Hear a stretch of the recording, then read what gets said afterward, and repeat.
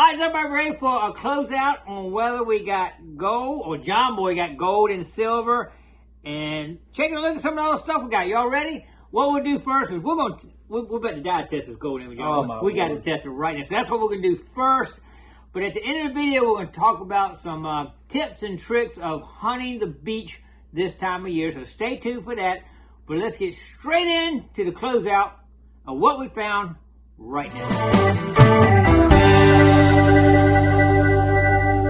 Alright, here's a broad overview of everything. Of course, you see that gold just a shining in. I got a little gold too, John Boy. Oh, sure did, didn't Gold to bloom. But anyway, let's talk about that in a minute here.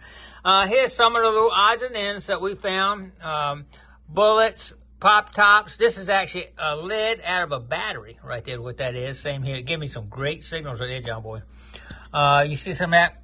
Check this out here. These are really hard to find, but you'll see these are actually aluminum rivets out of chairs, beach chairs right there. But they give you a really loud, strong signal right there. Got a little surprise. Look at that. One of those real high numbers I was digging. I don't know if I recorded this. That's the one I recorded on. Oh, I did have one that was like a 99, John Boy. Right. I bet that was it right there. That is a $1. I think it's what, a Sacagawea?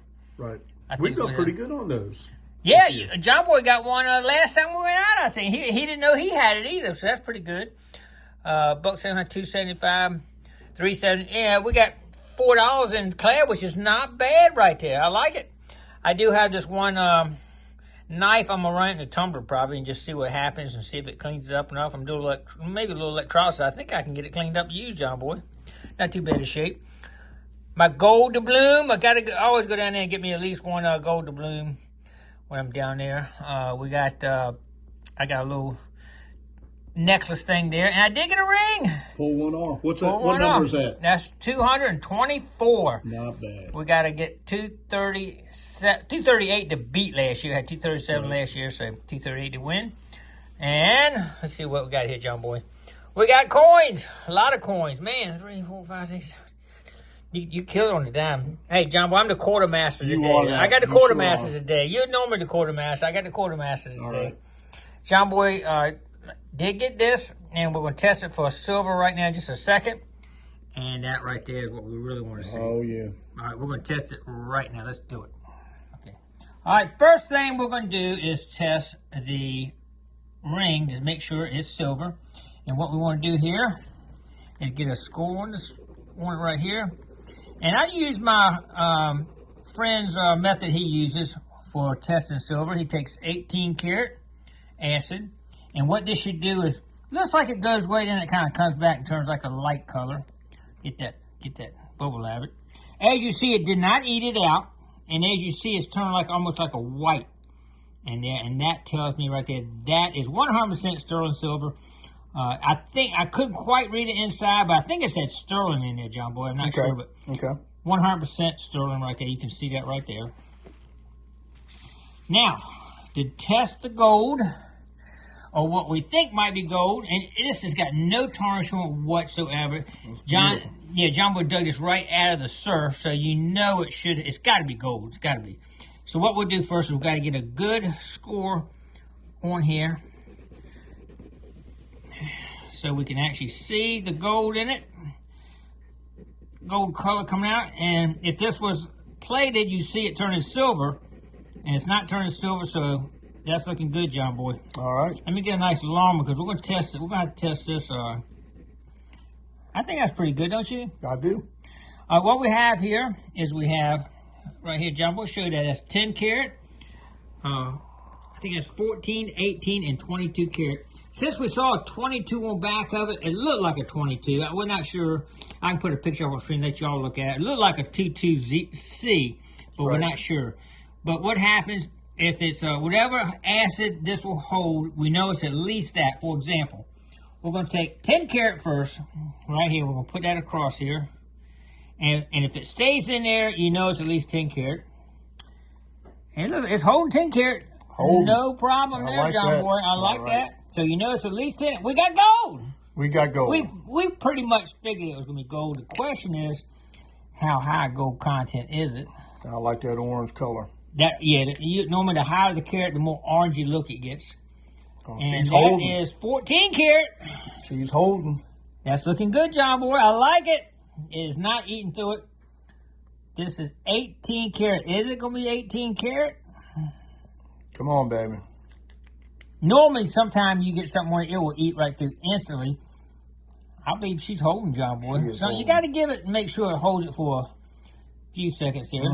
Doing good. So let's see what we got on 20. Zoom in there a little bit, John Boy, so you can see that thing good. Y'all can see that it's not eating the stripe on there.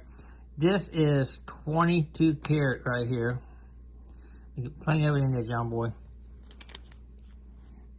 Now, right off the bat, it's holding it, John Boy, but sometimes you gotta let it sit there for a minute to see if it'll eat it, and it looks like it is starting to eat it some. It should be able to hold it for a little while, you know. So, and I think it's eating through it, John Boy. What do you think? It is. I think it is eating through it. That is still there, still there, and that is slowly eating through it. So it could be 20 to 18 karat. So it's at least 18. So somewhere between 18 and 22. Could it be 20? It could. Okay. Just don't know why it's got those numbers. Normally, it apparently is a foreign, probably some kind of foreign, and they didn't put all the markings on it or something, but yeah, that's slowly eating. So it's at least 18 karat. Congratulations, John Boy. I'll take that. I thought it was going to be 22. I really would have bet 22 because it looked like 22 on it, but I actually found a pendant one time that was stamped 20 on there. Did you? Right. I said 20 or 22? 20. 20, okay. Well, it could be 20. It just wasn't stamped. I don't know, but definitely 18, not 22. So I don't have a 20 karat gold. All right, man. So. I like that. Good job, John Boy. Okay, I like it. Okay. All right, John Boy, let's see what this thing weighs. We didn't actually weigh it yet. Let's see what we got here. 2.92. Not bad. Okay. 2.92 grams. Okay. Almost 3 grams of at least 18 karat. That's over $100, John Boy, right there. That's a good one, man. I like it. Congratulations on the gold. Thank you, man. I love seeing anybody with me finding gold. I'd rather find it myself, John Boy. You got that right. I'm glad to see you find it right there. And silver. John Boy got silver and gold today. That is awesome, man. But I just wanted to kind of go over a little bit. Hunting the beach this time of year is totally different than hunting during the summer. During the summertime, you got thousands of people, the depositors, up and down the beach, just shoulder to shoulder. And they're dropping stuff every day. Constantly. I mean, earrings, rings, I mean, cell phones. I mean, you can walk down the beach in the summertime anywhere and find something, right, John Boy? Pick up glasses all day long. Sunglasses, they're always coming off. Oh, man. But this time of year, you have no deposit, or very few. You still can get somebody drop a recent drop down there, but very, very few. So this time of year, what you really got to look for is the heavy target areas. And what happens, I don't know if it's the way you find these areas like that. Sometimes it's a whole line of stuff. You think it's the way the waves are, or you think it's natural? You know what? It's hard to tell. Mother Nature's a funny thing, but I always look for these little cuts, and then I look for. I really pay attention to my machine and what I'm hearing, and I'm listening for iron readings in right.